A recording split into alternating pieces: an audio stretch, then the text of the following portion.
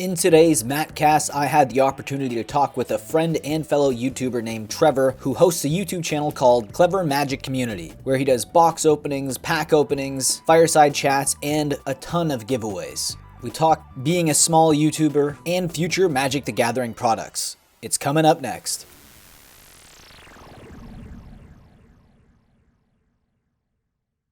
Welcome back to another Mattcast. I am here with Clever Magic Trevor. He runs a community on YouTube where he opens up boxes and he talks about the game with his subscribers, and he has a lot of fun opening cards. So please check him out. And Clever, great to have you here. Tell us a little bit about yourself. Hey Matt, yeah, thanks for having me. I am part of a community, the Clever Magic community. I started it as Clever Magic Trevor, some of you may know, and then we expanded, and there's two other people. There's Josh and then Dave B, and we all just we do a lot of pack cracking. Right now, our big thing that we enjoy is we have a league, and it basically everybody gets 3 packs, and weekly we go through it, and the most value kind of gets the points, and then at the end of the season there's bonus boxes that you can win stuff, and first place gets like half of a box, and it goes down, but and then the losers always get something. So a lot of times when we're opening sets with box toppers, the losers will actually get the box toppers to help make up some of the value. And we do some other stuff. Josh actually is really into Commander. Actually, I like Commander too, but when I play now, it's pretty much all draft. But Josh does a lot of deck tech, and he talks a lot about the cards that are coming out. The Strixhaven and cards that came out and stuff that that meshes well. So he's kind of our guru when it comes to that type of stuff. I can draft good. I'm going to be honest. Playing Commander and stuff, I basically lose every single time. Well, I mean, it's understandable, especially when you're playing with 100 cards, one of each copy. Yeah. There is definitely a lot of randomness, but luck that comes with that as well, I think. But you talking about draft, that makes me jealous. I haven't drafted in over a year. Here. Oh, man. You know what? I don't do a whole lot of draft outside of at least once a month, sometimes twice a month. My brother will come over and we draft. So my brother and I draft. My LGS, actually, they normally have a great draft setup going on once a week on Thursdays, but they haven't been having it. And they started to back up, but nobody's kind of been showing up quite yet. So hopefully that turns around for them. But yeah, I mean, draft for me is it actually levels the playing field. You play against people with Commander decks, and they know their decks really, really well. And I'm just not as good. So I mean, there's some luck involved, but definitely skill wise, I'm lacking there. Well, drafting is fun because you have a select amount of cards that you have to find a way to manage a deck with these. And I always think there's a lot of strategy involved into it. Yeah, there's definitely luck. You open up a pack, and if it's a great first pull, you can take out that rare, and maybe it's going to have a lot of synergy with the cards that you're drafting with later on. So I do agree there. Yeah. And, I don't actually go for the rare or the mythic first. I go with, I actually kind of have almost like I don't want to say a preconceived notion of what I'm going to go with, but I do go with stuff that I'm more comfortable playing, whether that be an uncommon or common or whatever usually it dictates the first few cards dictate what you're going to be playing, but sometimes you'll get halfway through a draft and almost have to switch gears on what you're doing.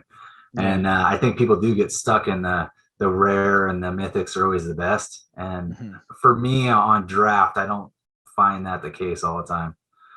Yeah, I know that's true. Whenever I'm actually playing, there will always be a moment where I'm drafting that a rare comes along, or like a really good uncommon that I could have drafted in that color would have been perfect, especially with all the cards that you've passed over. And then you're kind of set in this like mindset where it's like, well, I was already going to do, red white aggro, and then you get a perfect blue card that comes along and it kind of messes up your plans. Yep. But yeah, that's something that happens with draft. But you know what? That's the fun complexity of draft, and it's what I'm missing right now more than anything else. Is going to a local game store, playing a game of either sealed, constructed, or draft. But one day, I'm hoping in the very near future that becomes a very strong possibility for me, which it should be. I mean, if things open back up in the summer, weather's going to get better. I can't imagine there's going to be more lockdowns here. But you never You're know. up in Toronto, right? Yeah. And you guys have strong lockdowns up there, Yeah.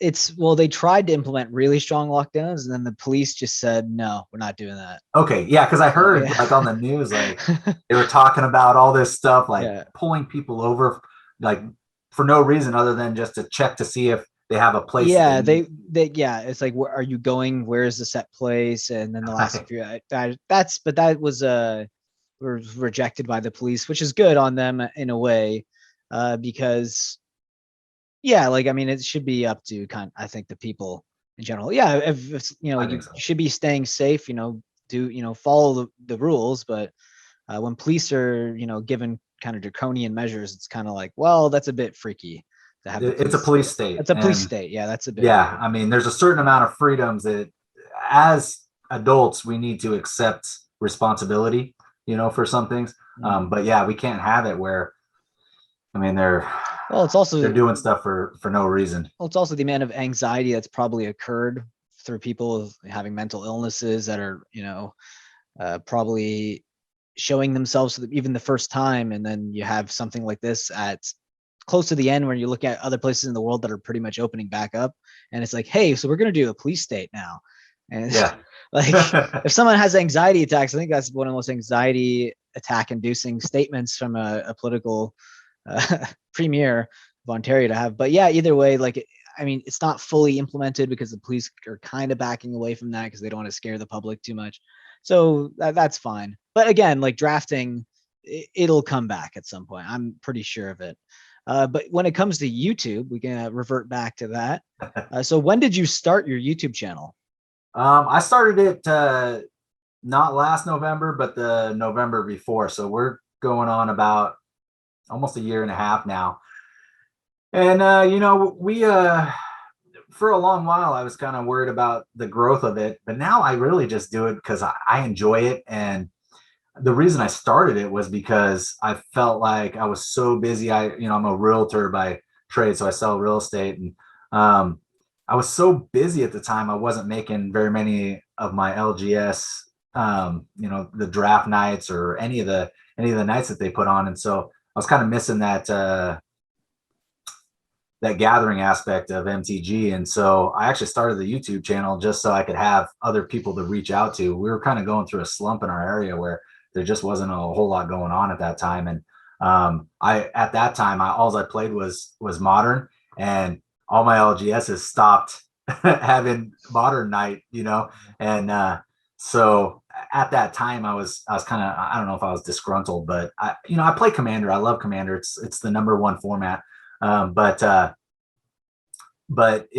just felt like I was missing out on a lot of stuff, and so I was open all these packs by myself, and I'm like, you know what, I'm just gonna start filming it. Maybe I can get in interaction with people, and that's what started the YouTube channel. And you were actually pretty early on, subscribed to my channel. I think within the top 100, right? I mean, you Yeah. were. It seemed like I was following your stuff, and you were following mine early on. Yeah. I So found you in the ether somehow. Yeah. yeah, back when the algorithm It wasn't just really working. kind of kicked the small guy out. So Yeah. Well, yeah, it was funny because I remember when I found your channel, I was pretty small at that time too. yeah, But now I guess I'm a little bit bigger, but it really, I think what helped me was just kind of finding one specific style of video and sticking to that, and trying not to deviate too far from it. mhm. However, every once in a while, another video that I happen to do might actually stick and the algorithm picks it up and actually churns it out for me. But for the most part, once you have a specific style of video, I think that gets viewers' attention, whether it's the thumbnail or just the engagement, you kind of have to, it's almost like YouTube will not incentivize you to make anything else. So Yeah, no, the more content you create that is, it differs too much from that, YouTube will kind of like punish you, especially if you're a small creator. If you're a bigger creator, I don't think it really affects you that much. The smaller you are, they really want you to kind of have tunnel vision when it comes to what you're creating, and then just try to grow from there, or try to grow from that one specific style of content. So for me, it was the market movers. Although I had a few videos, one-offs here and there that actually did do okay, but I just didn't do enough of them, where I just, I do one, then I wouldn't do another one for another couple of months. And that yeah, just wasn't sustainable by YouTube's algorithm model. So once I actually ended up doing the market movers, first it kind of started off like, I think I was telling you this a little bit earlier. It was more like I wanted to keep up with the finances, and like I'm a video editor, and I went to college for film and broadcasting, so that's kind of part of my trade. But then I also did study a bit of marketing. So I don't do that all the time as my day job. We work mostly with subtitles and closed captions where I work. So it's still in the same vein of media, but I don't get to do a lot of video editing and content creating on a daily basis. And it was just kind of a way to hone my skills a bit, or, just at least to keep myself refreshed in that, Premiere Pro, Adobe Workshop, Creative Suite. So I started editing a lot more, and I thought the market movers were a great way for me to just start, kind of editing my own timelines a little bit more and keeping up with the finances myself. And I would try to share these videos onto MTG Finance on Reddit, and I would just get blasted all the time. People would just hate me. They would call me like names. They would call me an idiot. They would say, "What is this guy doing? All he's doing is talking about prices of cards that go up and isn't even given a good enough reason. What does this guy not even play the game?" I would get people who would be really like, that was a lighter tone. I would have people who were really upset, basically telling me to end my life without actually telling me to end my life. well, it's But a good thing you didn't. Don't listen to him. well, yeah, that's the thing is I've been creating videos on YouTube for over 10 years. I've had multiple channels, some of that have been more successful than the one that I am now. I've had ones that have failed, but one of the things that I have learned from all the years creating content is, especially with YouTube, when you have something and it starts to work and YouTube actually starts to share it and actually help you grow, you can't stop.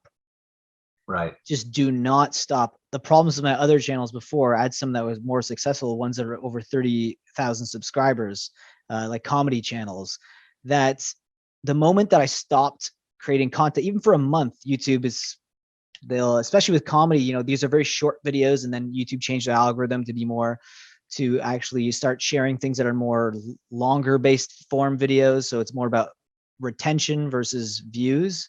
Mm-hmm. So once that actually happened, when you're creating these little small comedy sketches here and there, if you take a month break and then you come back with, doesn't matter how funny you think the video is, it doesn't matter how well edited it was, but if it's a 2-minute video, YouTube, tells you to pound sand. Essentially, it's not really Well, going to get shared that much. yeah, you're spot on. I was actually my channel was starting to really, really grow, and I mean, for me, it was starting to really, really grow. And I was at about 600 subscribers last summer, early June, and I had an aneurysm in my intestine. I don't know if you remember this, but I remember you taking a break. I never knew what it was actually for. I know your yeah, brother took over the channel, if I'm not it mistaken, was for a Dave bit. B that took it over. Dave B. I He thought that looks was a your lot like me. brother. He Yeah, I did look a know. lot like you. I thought that was your brother. Okay, Now we so have the bald guys. We all run the show. We're all bald and I bearded. think that's what it was. It was the beard and bald look. That's what it Yeah. was. Yeah, he actually, like, he was like my number one probably subscriber. I mean, he would write on he would comment on everything. He would share stuff on Facebook. I That's what it mean, was. Okay, I thought like he was very connected to you more than that. Like I thought that's why I assumed yeah, brother, because he talked about you like he really knew you. yeah. That's why I was like, I thought he was hanging out with your kids and stuff too. I thought those are like your kids that he was in the You know, video with. he would send me packages. He would Yeah. like call and text me. And so when I was at the hospital, actually, I was in surgery and I just disappeared, like, because I got Wow. rushed into surgery. I mean, Yeah. when you have an aneurysm, it's like you take care of it now. And I mean, I was in the most pain I could have ever imagined in my life. I mean, the 3 weeks from the surgery and afterwards, I mean, I didn't make videos for about a full month. Maybe it was closer to 5 or 6 weeks I didn't make videos. And Dave would make like 1 or 2 a week just to keep the channel going. But you hit it on the head. As soon as I stopped making videos, like during that time frame, my views went from about 150 down to, I mean, practically nothing. And trying to get it back going from there was actually pretty difficult. Like it just, it's like YouTube just kind of shut me off because I wasn't there anymore, you know? And so now I don't, I actually don't put in as much time as I used to. I was putting out about 4 or 5 videos a week prior to that. And now I'm doing about 2 of them, and we each do about, you know, about 1 or 2 a week. And we usually have about 4 or 5 videos a week, and we all have our own thing that we like doing. My favorite thing is like giving away cards and interaction with people. So I have, you know, once a week on Mondays, I have my fireside videos in which I give away cards, and it's all based off of comments off of previous videos. And I like doing that. And a lot of it has to do with people get so excited, even if they just win, you know, like a small little card. It for them, it might be, it might be just that they might have had a bad day, and that might be what makes it a better day. And so for me, that's the whole reason I started the channel, was to interact with people and to, you know, have some sort of camaraderie. So video like that for me is what I like doing. It's not the most popular one, is it, you know, and I don't think pretty consistent with it, but I don't think it's room for growth. It's more or less like the cherry on top for people that do follow our community. Because what I really like doing are like the leagues. Like when we started doing the leagues, which we do have a Masters League coming up, and we'll just have 12 spots for that, and then we'll have a regular league for 12 spots. But we like doing that type of stuff. You know, it's kind of battling yet still pack cracking, and gets people involved, and then everybody can see the scores. And then my fireside videos almost turn into talking about what happened, you know, the prior week, and the point totals, and who's leading it, and cards and value. And so, and then we do talk doing that. We actually almost have like a finance video based on that, because we can look at the boxes I choose are usually the ones where the EV is either close to or possibly above what the box is selling for. And within like a month or two, you know, Alpha Investments, Rudy will come out with a video about those boxes that I'll be talking about, because we're opening that stuff. You know, we're seeing the value, and I'm like, wow, the value's starting. Like a couple months ago, we started opening Core 2020 in it, and we were getting $200 boxes, and it was costing me like $105 to buy a box or something. And I told everybody, I was like, you know, you need to buy these boxes now, because we're pulling like $200 worth of stuff right now. So, so a lot of my subscribers actually get something out of that too. But yeah, no, that's great. I think that's a great way to give back to the community, and it really will help your audience become more engaged. But yeah, even if a card is like just $1 or something, I think getting sent something from a YouTuber that you watch is always going to be fun to have that show up in the mail. So that's a great incentive. But no, it's really a generous thing that a lot of content creators like myself, I don't do that either. But I guess it's also about what type of content you do create on YouTube as well. I think if a channel is focused mostly on box openings, like if that was like the soul of the channel, that was like the crux of it, it would be odd if they didn't have at least 1 or 2 giveaways.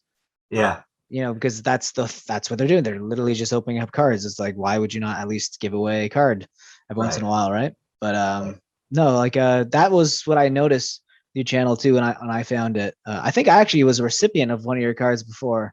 You've won it twice, I believe. Did I win it twice? If I recall correctly, I think you won it twice. Okay. So I remember. Okay, so I remember one for sure. You're right. I think there was a second. Wow, I almost forgot about the second one. Wow. Well, there you go. You send so much cards out. I didn't even realize. I almost forgot about the second time I got that in the mail. Well, so, you know what's funny about you is I really liked your MTG channel. I liked your what was it? Once a week you do the one pack. Yeah. Yeah, the And throwback you booster would, back Thursdays. Yeah. yep. And you would talk about, the set, and it was just a small little thing, just talking about the set, maybe, the token card in it or whatever, and just a small little thing, then open a pack. And sometimes, most of the time they wouldn't be that great of packs, Oh So yeah, I sometimes think you I get had something one or good. two. I had 36. I did produce 36 of those videos. It was a shame that it never got really picked up by YouTube, but I have a feeling it's because the videos are very short. They're about 2 to 3 minutes each. Right. They're just a little small thing, throwback, booster back Thursday. I probably could have found a way to extend them, but I just didn't really feel like doing that. I felt like I wanted to be nice, short. Someone can watch a nice playlist later and just go through like 60 packs throughout Magic's history and just bang them all out and have a little brief summary about what's could be included in the pack, what year that the set was released, what are the top cards in the pack. I made it very like concise about Yeah. what you're going to potentially see. The shame about it is I never really got great pulls in all those videos. I even went over them the other day. The best one that I ever had was Konzatar Kira. I actually got a fetch land in that one. But Right. apart from that, like all of them I didn't really get good pulls in any of them. And I think that might have been one of the reasons why they didn't really pick up on Yeah. YouTube. But when it comes to being a small content creator, I want to ask you some things that you've been trying, and I'll tell you some stuff that I've tried. Maybe you've experienced it as well. When it comes to sharing, where do you share your content to grow? That's part of my problem is I don't. We did start a Facebook group, and by we I mean Josh and Dave started a Facebook group because I don't. I get on Facebook. I don't interact a whole lot. Like I'm constantly on a computer with my job and doing different things, and so as far as that type of thing goes, I'm just not like the social media, even a YouTube channel. I never thought I'd have a YouTube channel. People always said I should because I'm very animated with what I do, and like I'm constantly. My friends call me Mr. Positivity because I constantly have a smile and I can turn anything around so that it's a positive note. But I don't like to be surrounded by negative things. So that's part of my problem, though. Is like I started a Twitter account just to share the videos and stuff. But then I'm like, well, the only people that are following me are actually the people that are already following me on Yeah, YouTube. yeah, You no, know, it's true. and so I feel like I kind of hit a wall as far as getting my content out. Um, and I don't push it a whole lot anymore. I tried to get it to grow, and I felt like it wasn't as organic as I wanted it to be. I felt like I was just, I don't know. I felt like I was like a robot just putting stuff out, and I wasn't engaging with people for the reason I started the channel. And so I kind of started going against what YouTube kind of teaches you, like put the same stuff out, be consistent. They want you get a big hit video, you better basically duplicate that and keep duplicating it because that's what's going to get you success and get you views and whatnot. And I just kind of went against that, not for any other reason than I want to enjoy myself, and I'm doing this to enjoy it with the people that are part of the community. Yeah, there's a lot of things with YouTube that is kind of counterintuitive to what you'd think would help you grow. Yeah. Like, and I'll explain what I mean by that. So, for example, is I would hear things from, Reddits or, places to grow your community. They would say, for instance, don't make spam, don't be a spam channel. And I was like, what the heck does that even mean, spam channel? And what that actually meant was like churning out the same content all the time. But that's actually wrong, because that's exactly what you want to do with YouTube. I guess they mean like don't be spamming other people's channels, but the way that they would kind of put that into words is, oh, if you're creating spam. But Right. that's a very confusing thing for anyone to hear. But another thing that was interesting I found is tags don't really matter. Yeah. So that was a thing that used to be important maybe 5-6 years ago. YouTube tags don't really matter, like your tags in your description, because some of the biggest YouTubers that I'll see will not have anything in their tag. It's the same tags all the time. Yep. All the time. They haven't changed it to be specific to the video, nothing. So it's really weird. The algorithm is something that is always changing. it's like an organism in itself that and you have to find a way to try to catch up with it in the best way you possibly can. And I think just creating consistent content, but also not sharing it that much. Actually, sharing it is good to get a few turn a few heads. If you can share it on Reddit, Reddit's usually pretty good.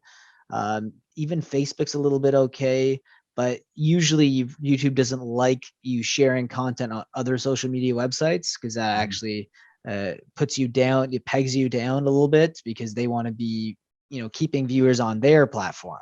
They don't want people on other platforms. That's great if you can get those people on the platforms to come there and be consistent viewers. But for the most part, the way that you really get success on YouTube is through YouTube itself, sharing your content. And that can be very hard for any small creator out there. It's also very discouraging and disheartening when people do create content all the time and they just can't seem to find a way to get the algorithm to start sharing their stuff.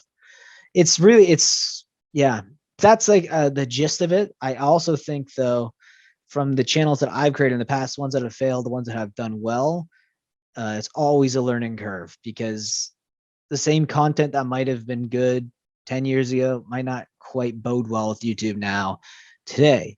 So it's always constant learning. And I think as long as if you're making a video once a day, it gives you're learning more because you're fighting with YouTube constantly. You're fighting the algorithm constantly to find a way to get it to start sharing your content. Yeah. It's funny because after I started watching, Mattcaster Mage for a little bit, I jumped over to you. You said, hey, check out my other channel. So I went to Megabytes. Is that Matt's Megabytes? That's one of my other channels. Yeah.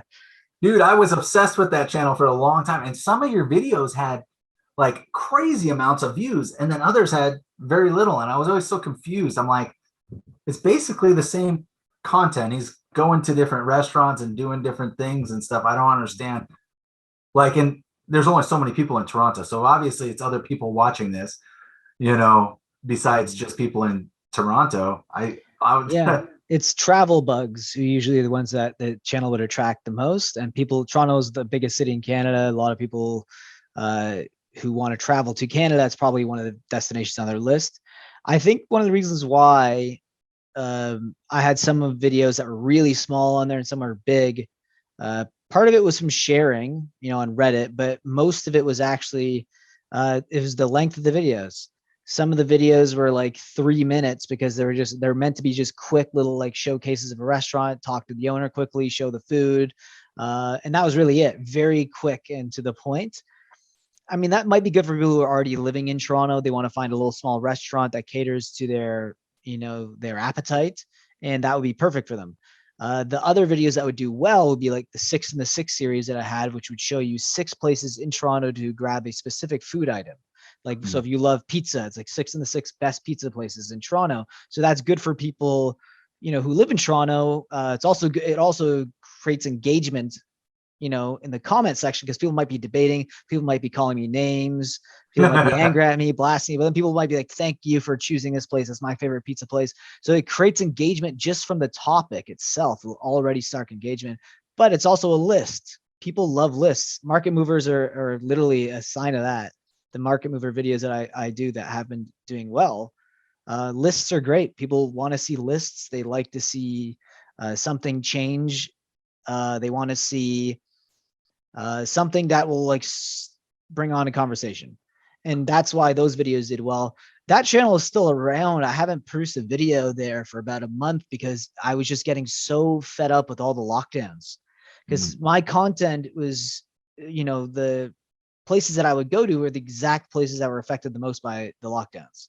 So that's where I actually started to focus more. I started to double down on my Magic channel because I was angry because this was my secondary channel at one point. That one was the one that I created a whole website for. I was really trying to turn into, a strong secondary job or potentially even like my full-time job at one point. But then when the lockdowns happened, the algorithm kind of changed and it drew people away from anything to do with travel, which is kind of what my channel is. It was ranked travel, even though I was trying to make it like a blog channel, but for some reason it was ranked as a travel channel on Social Blade, which really affected the rankings, Really? especially when COVID hit. Oh yeah, I took a massive hit. So I was always constantly trying to evolve, but it just felt like where I was specifically in Toronto, there was like no hope.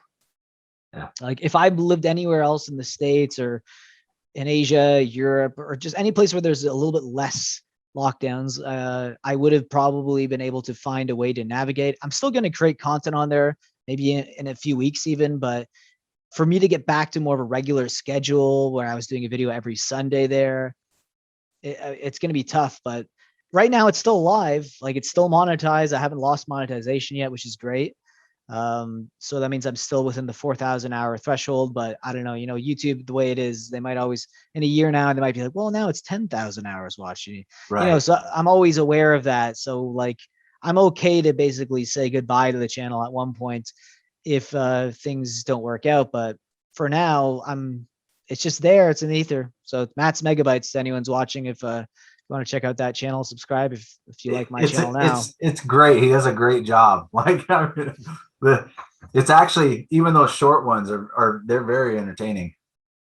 Yeah, like it's something everyone loves. Magic the Gathering is very specific to people's interests. You're interested in the game or not, you can still get people into the game, but something as universal as food. Yeah. So Agreed. that's why I made that channel. Yeah. But is this the only YouTube channel you ever created? This is it? You haven't ever? Yeah, the only other YouTube channel that I started one for real estate about 3 or 4 years ago. Oh man, that And would have been a great one to stick with, especially I know, but nowadays. at the time, I just wasn't really into filming myself. I didn't like the Yeah. way I sounded on video. I'd never Yeah. done, I'm 39 now, but I've never done really any video or anything in the past. So at the time, I was just a little bit uncomfortable. And even my beginning videos of Clever Magic Trevor, the Clever Magic community, my first few videos are horrid. I look at them, it's all sideways. It's it's funny because you do get used to it and you grow, and then with COVID and everything, I mean, I've had to do a lot of Zoom calls and a lot of different calls to people. And so with having a YouTube channel and with doing that, I've just become really comfortable on screen and just talking about things. So before that, I never thought I would ever do anything like this. I'm not like you where you have a background in that, it was kind of one of those things.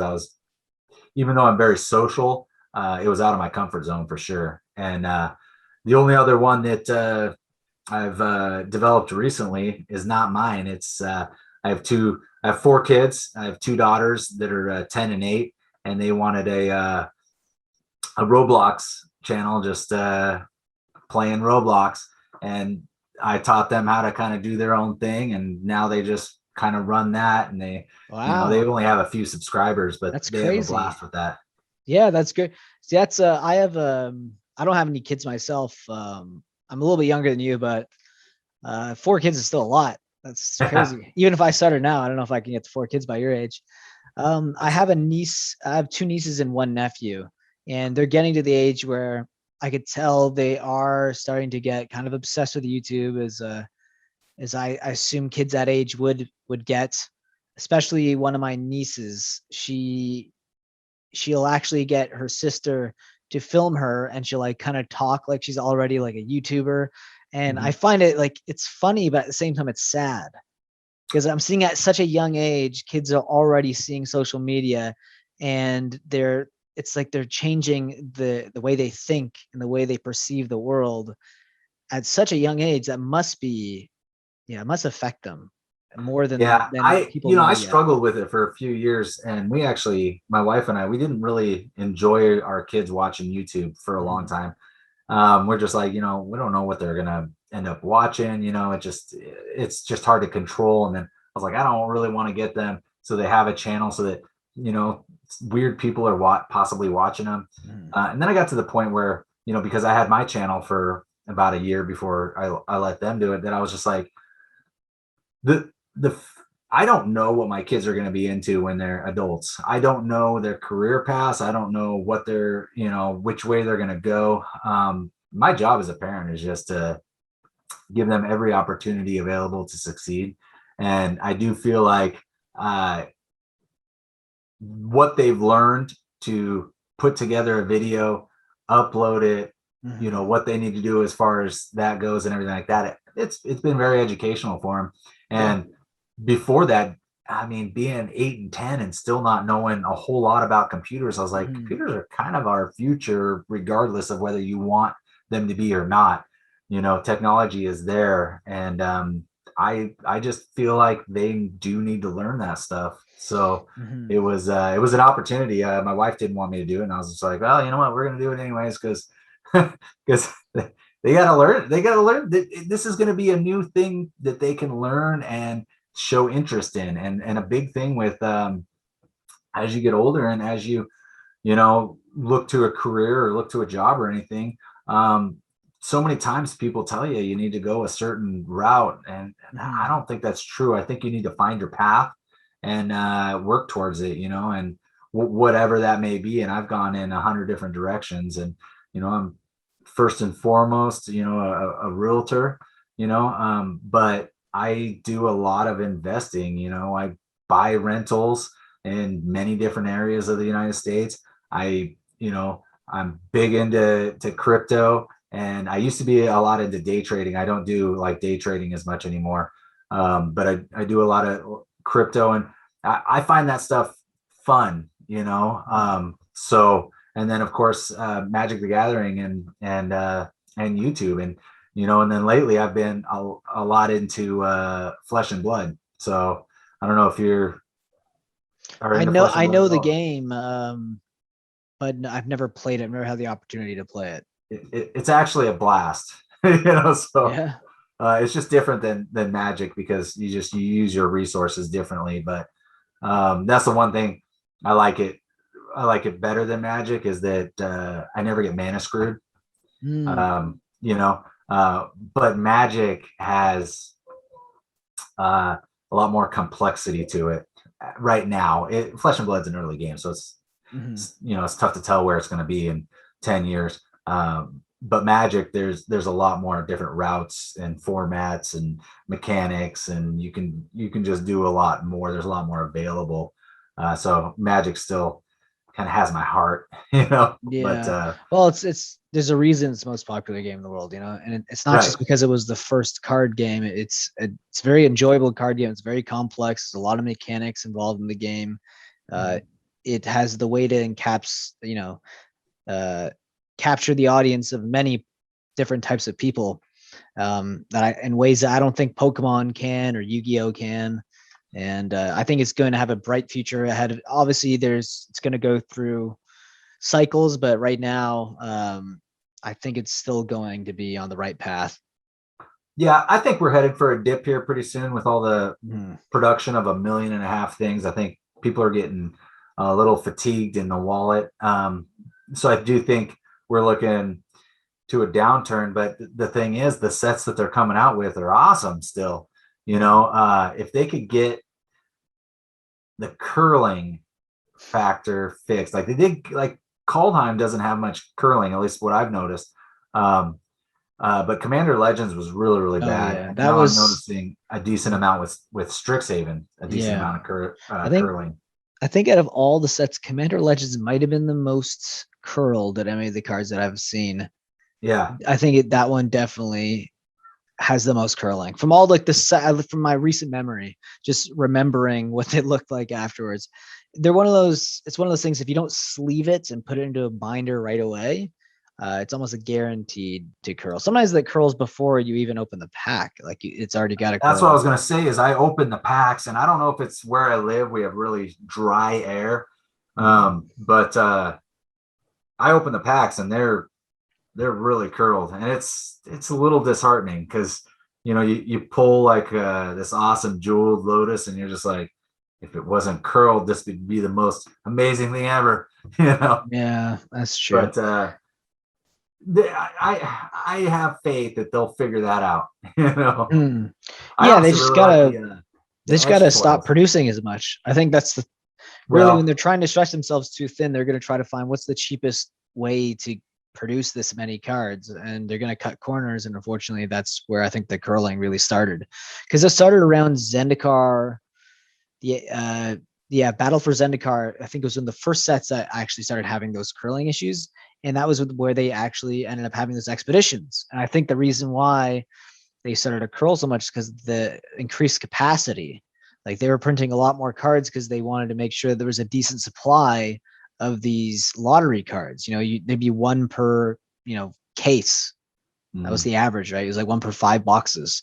So they probably increased the supply, and they've tried to find ways to cut corners. And they just, once they've found ways to save money like that, they're not going back to the old cards. no, and that's for They're, sure. And it almost yeah. makes me kind of sad because my favorite is the draft booster box. And I mean, it's clear they're phasing that out. I mean, they're going to sets. Mhm. But I mean, like I look at Core 2020, and I bring Core 2020 up a lot because for one, the uncommons and commons are so playable. Like it's just all around set. Like if you're drafting or something, it's probably my favorite set to draft because all the rares, almost all the rares are like incredible. The uncommons and commons are great accessory pieces. But you go to Throne of Eldraine, which was technically the first. Actually, well, I mean, Ravnica Allegiance had the first collector's box, but it was only in Japanese. But when Throne of Eldraine came out with the collector's boxes, foils didn't seem special anymore, And when I pick up, like I just open one pack because I just wanted to open a pack, and I pulled a foil Gargaros out of a Core 2020, one of those boxes back there. Like this was earlier today, and I got so excited. I was, and because like the thing is, like when everything's special, nothing's special, and so when you have 1.5 million foils and it's easy to get all these Well, foils and stuff, it's well, just that's why there's so many different versions now. So that way, the it makes it harder to find out which ones are special. right. And then it's almost going to be like we're in this kind of experiment right now, this massive market research experiment that they're going through, and they're trying to figure out, okay, so in the future, what are going to be the cards that the players want the most? Are the extended art cards? Are they going to be the showcase cards that we release in every set that has a flavor aspect to it tied to the set? Are they going to be the lottery cards that we have? Are they going to be the box toppers? Are they going to be the expeditions? Or are the people still going to like the regular foils? Which ones are they going to be? Even in the new collector boxes for Strixhaven, I was watching one of Rudy's openings today, and there's a different foil as well, and it's kind of like Flesh and Blood, the cold foils a little bit, where it's not quite an etched foil, but it's on the Mystical Archive cards. There's a certain foil.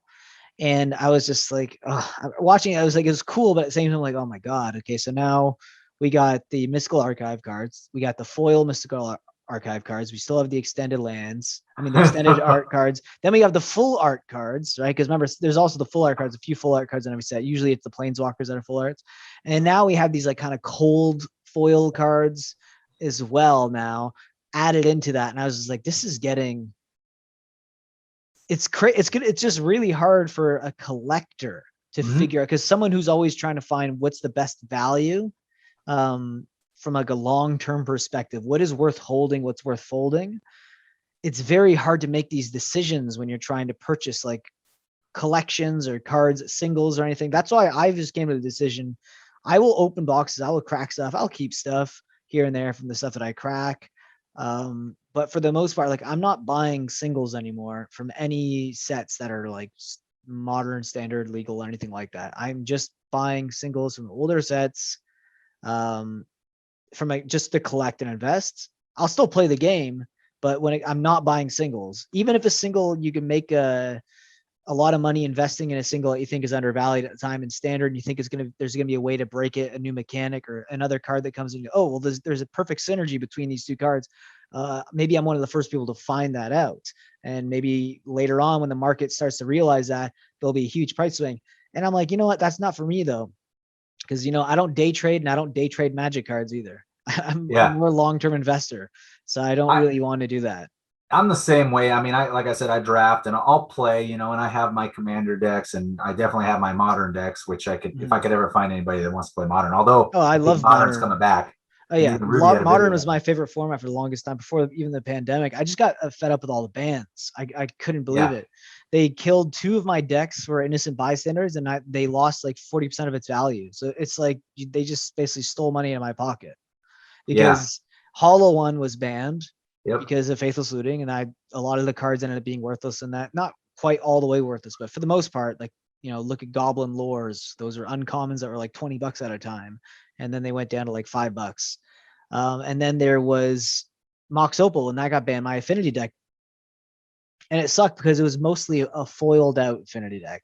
So the value in it got really destroyed because it's foiled out, yeah, and that was what that really kind of I felt like I was betrayed in a way because those are cards that there was nothing wrong with them for years. It was the new cards that they're bringing into Magic that ended up costing me my decks and my money and time in the game.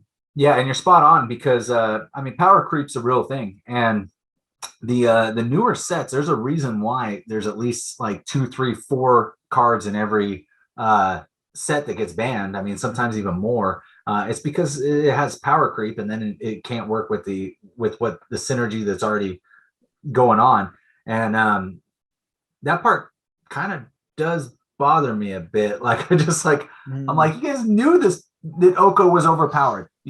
I mean, you play test like crazy. You knew Oko was going to be ridiculous. Yeah, and they pushed it more than any other card. That's the problem too. Is the cards that usually get banned are the ones that are being pushed the most by Wizard of the Coast.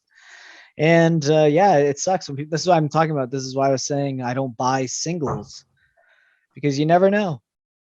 Yeah, you never know which one's going to get banned. I don't buy many singles, but as you can see, I buy a lot of boxes in general. Sealed, Whether yeah. it's There's nothing wrong with buying sealed.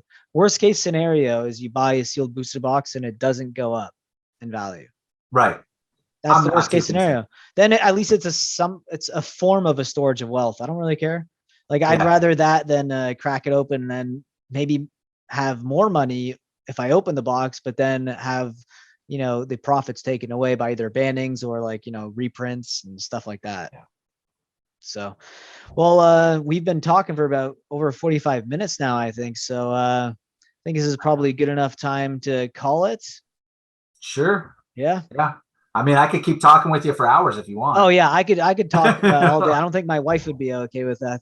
I do have to go upstairs at one point out of my little basement dweller, my man cave basement dwelling that I have here. But yeah, so thanks a lot for talking with me today, Trevor. If you guys want to find him, I will leave a link to his channel down in the description. It's Clever Magic Community on YouTube, where he opens boxes, chats with you guys, and has nice fireside chats where he does giveaways as well. And it's a fantastic channel. And I want to get his channel up to 1,000 subscribers because it's a crime that his channel is still in the 700s, considering the amount of content that he has out there. So thanks again for chatting with me today, Trevor. Thanks, Matt. I really appreciate it. And we will talk again real soon. So all right, man. Be safe. Being a patron will help me produce more market movers and add to the funds that I will use for my random buys and also to my coffee fund because I drink a lot of coffee for these videos. And here you can see a link below in the description that will give you all the tiers and what you get in each tier. So I hope you guys click and think about joining. And with that, I'll see you next video. Think about supporting the channel in that way. If not, subscribe, like, leave a comment, and I will see you again in the next video.